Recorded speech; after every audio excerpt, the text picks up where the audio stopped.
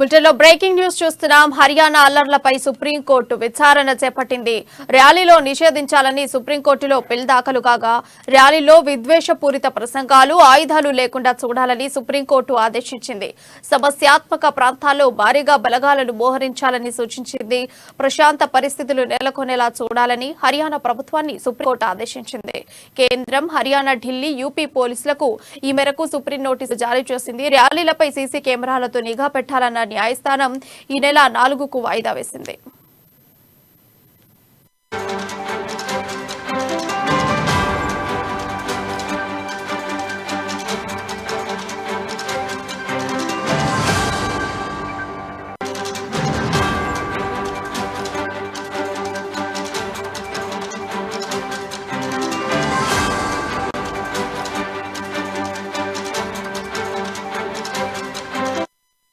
Breaking news చూస్తున్నాం. Haryana అల్లర్లపై supreme court విచారణ చేపట్టింది. ర్యాలీలో నిషేధించాలని సుప్రీంకోర్టులో పిల్ దాఖలు కాగా ర్యాలీలో విద్వేషపూరిత ప్రసంగాలు, ఆయుధాలు లేకుండా చూడాలని సుప్రీంకోర్టు ఆదేశించింది. సమస్యాత్మక ప్రాంతాల్లో భారీగా బలగాలను మోహరించాలని సూచించింది. ఇక దీనిపై మరింత సమాచారం మా బ్యూరో చీఫ్ కృష్ణమూర్తి తెలియజేస్తారు. కృష్ణమూర్తి, చెప్పండి, మీ దగ్గర ఉన్న అప్డేట్స్ ఏంటి? Thank you Priya. హర్యానా రాష్ట్రంలో గత కొంతకాలంగా ఇరు వర్గాల మధ్య అల్లర్లు జరుగుతూ ఉన్నాయి. పరస్పరం ఒక వర్గం ర్యాలీ నిర్వహించి మరో వర్గం దారుణం ఖండించగానే ఇంకో వర్గం ర్యాలీ నిర్వహించి మరో వర్గం దారుణం ఖండిస్తూ ఉంది. ఈ సందర్భంగా పరస్పరం దాడులు జరుగుతూ ఉన్నాయి. గడిచిన వారం 10 రోజులుగా జరిగిన ఈ దాడుల్లో సుమారుగా 6 మంది పౌరులు బలయ్యారు, చనిపోయారు. వాళ్ళకి అంటే ఈ నేపథ్యంలో సుప్రీంకోర్టులో ఒక పిల్ దాఖలైంది. హర్యానాలో ర్యాలీలకు అనుమతించకుండా ఆదేశించాలి, ఆ రాష్ట్ర ప్రభుత్వం ర్యాలీని నిషేధించడం కొంత వైఫల్యం చెందుతుందని అంటూ ఒక బిల్లు దాఖలు చేశారు. ఈ బిల్లును విచారించినటువంటి సుప్రీంకోర్టు అందుకు సంబంధించినటువంటి అంటే అల్లర్లను నివారించడంలో ప్రభుత్వం కొంత కఠినంగా వివరించాల్సిన అవసరం ఉంటుంది. తర్వాత ర్యాలీలను నిషేధించాలి, ర్యాలీలో రెచ్చగొట్టే ప్రసంగాలు ఉన్నా కానీ మిగతా వాటికి ఎక్కడైనా సరే, ర్యాలీలో కాకుండా మిగతా చోట్ల ఎక్కడైనా రెచ్చగొట్టే ప్రసంగాలు మిగతా పరస్పరం అంటే ఎదుటి వ్యక్తిని బాధ కలిగించే విధంగా ఉండేటువంటి ప్రసంగాలను లేకుండా చూడాలని చెప్పేసి కొంత ఆదేశాలు ఇచ్చింది. అదేవిధంగా ర్యాలీలు దీంట్లో ఆయుధాలను కూడా రాష్ట్రంలో వివిధ ప్రాంతాల్లో ఆకస్మిక తణుకులు చేయాలి, దాడులు చేయాలి.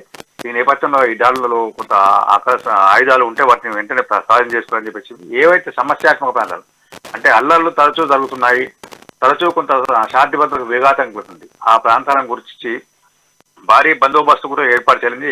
ఏదేమైనప్పటికీ హర్యానాలో మొత్తంగా ప్రశాంత వాతావరణం, శాంతి భద్రత పరిరక్షణ ప్రభుత్వం కూడా కఠినంగా వివరించాలని చెప్పింది. ఇదే విధంగా అంటే ఈ అల్లర్లు ఇటు యూపీ కానీ అటు పక్కన ఢిల్లీకి కానీ ఈ వ్యాపించకుండా అంటే ఇటు ఢిల్లీ పోలీసులను, యూపీ పోలీసులను, ఉత్తరప్రదేశ్ పోలీసులను ప్లస్ హర్యానా పోలీసులకు ఉద్దేశించి హైకోర్టు కొన్ని ఆదేశాలు జారీ చేయండి. ర్యాలీని అంటే సీసీ కెమెరాలు ఏర్పాటు చేయండి. ర్యాలీలు ఒకవేళ బలవంతంగా అనుమతి లేకుండా ర్యాలీ నిర్వహిస్తున్నప్పుడు సీసీ కెమెరాలు ఏర్పాటు చేసి ఆ ఫుటేజ్ని పరిశీలించి సంబంధిత వ్యక్తులు అంటే ఎవరైతే ర్యాలీలో ప్రేరేపితమైనటువంటి వ్యాఖ్యలు చేయడం కానీ ఉద్దేశపూర్వకంగా వ్యాఖ్యానించి ఎదుటి వారి మనోభావాలను దెబ్బతీసే విధంగా వివరించిన వాళ్ళని గుర్తిస్తే వాళ్ళ మీద కేసులు నమోదు చేయాలి అని చెప్పేసి పెట్టింది. అంటే ఈ మొత్తానికి అంటే 3 రాష్ట్రాల పోలీసు సమన్వయంతో కానీ హర్యానా రాష్ట్రం వెలుపల ఈ అల్లర్లు విస్తరించకుండా ఉండేందుకు జాగ్రత్త తీసుకుని చెప్పి ఇటు హర్యానా పోలీసులతో పాటు యూపీ పోలీసులు, ఢిల్లీ పోలీసులను ఆదేశించినటువంటి సుప్రీంకోర్టు విచారణను అంటే ఏం తీసుకున్నారు, ఎలా తీసుకుంటారు, ఎట్లా అంటే సీసీ కెమెరాలు ఏర్పాటు చేశారో, ఏం చేసి ఎక్కడెక్కడ గుర్తించారో, సమస్యాత్మక ప్రాంతాలు ఏంటిది, ఎవరు ఈ మొత్తానికి అల్లర్ల కారకులు, ఈ వెనుకల ఉన్నటువంటి శక్తులు ఎవరు అనే విషయాన్ని తేలిస్తే వారి సమస్య వివరాలను సమర్పించాలని కోరుతూ శుక్రవారం మరోసారి విచారిస్తాం. శుక్రవారం నాటికి వీటికి సంబంధించిన ఏమేమి తీసుకుందని చెప్పేసి ఆయా రాష్ట్రాల పోలీసు అధికారులను సుప్రీంకోర్టు ఆదేశించింది. ప్రియా,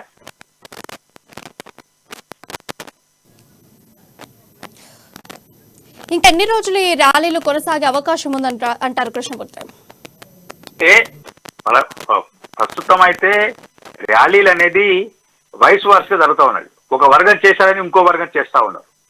వీటిని తగ్గించాలంటే స్థానికంగా ఉన్నటువంటి రాష్ట్రాల పోలీసులు ఆ రాష్ట్ర పోలీసులు కొంత జాగ్రత్త తీసుకోవాలి. పీస్ కమిటీ లాంటివి ఏర్పాటు చేసి ఇరు వర్గాల పెద్దలను అంటే ఇరుపక్షం ఉన్నటువంటి పెద్ద మనుషులు అక్కడ వాళ్ళని కొంత పిలిచి వాళ్ళతో మాట్లాడి సమన్వయం చేసుకొని కొంత ర్యాలీలు నిర్వహించడం వల్ల సామాన్య ప్రజలకు ఏ రకమైన ఇబ్బంది కలుగుతూ ఉన్నది, అసలు ర్యాలీలు ఎందుకు నిర్వహించాల్సి వస్తుంది, నిర్వహించకుండా పోతే ఏమవుతుంది అనే విషయంలో వాళ్ళకు అవగాహన కల్పిస్తే ఇవి తగ్గే అవకాశం ఉంది. ఇది అంటే సుప్రీంకోర్టు తాజాగా జోక్యం చేసుకుంది కాబట్టి రాష్ట్ర ప్రభుత్వాలు కూడా కొంత కఠినంగా వ్యవహరించే అవసరం, కొంత గట్టి చర్య తీసుకొని ఇరు పక్షాలను కూడా కొంత అదుపు చేసి ర్యాలీలను కట్టడి చేసే అవకాశం. ఇది అంటే శుక్రవారం నాటికి సుప్రీంకోర్టు వాయిదా వేసింది. ఆ లోపలనే హర్యానాలో కొంత అక్కడ ప్రభుత్వం కంట్రోల్ చేసే అవకాశం, లేదంటే కేంద్ర ప్రభుత్వ బలగాలను కూడా రంగంలోకి దింపి ఇప్పటికే దిగునే మరిన్ని బలగాలను దింపి అక్కడ ఇరు పక్షాలను అంటే ఇటు రెండు వర్గాలకు సంబంధించినటువంటి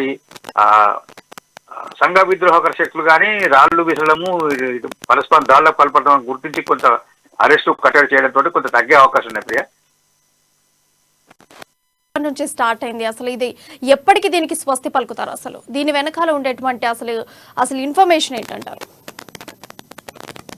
ఇది రెచ్చగొట్టే ప్రసంగాలు, రెచ్చగొట్టే చర్యలతోటి వచ్చిందని చెప్పేసి అక్కడ ప్రభుత్వాలు చెప్తా ఉన్నాయి. అయితే ఎందుకు వచ్చింది, ఎలా వచ్చింది అనే విషయంలో కూడా కొంత ప్రభుత్వాలు స్పష్టత తీసుకోవాల్సి వస్తుంది. అసలు మూల కారణం ఎవరు, ఏ వర్గం వాళ్ళు రెచ్చగొట్టే విధంగా వివరించారు, ఏ వర్గం వాళ్ళు ఎవరి మీద దాడులు చేశారు అనే విషయంలో కొంత పోలీస్ శాఖ స్పష్టత ఇవ్వాల్సింది. ఏదేమైనా శుక్రవారంకు సుప్రీంకోర్టుకు కొంత నివేదిక సమర్పించారు. ఆ నివేదికలో కారణం ఏంటి, ఎక్కడి నుంచి మొదలయ్యి ఎక్కడ అంతం అవుతుంది అనే విషయం కొంత స్పష్టత వచ్చే అవకాశం ఉంది. Priya, thank you Krishnamurthy for updates.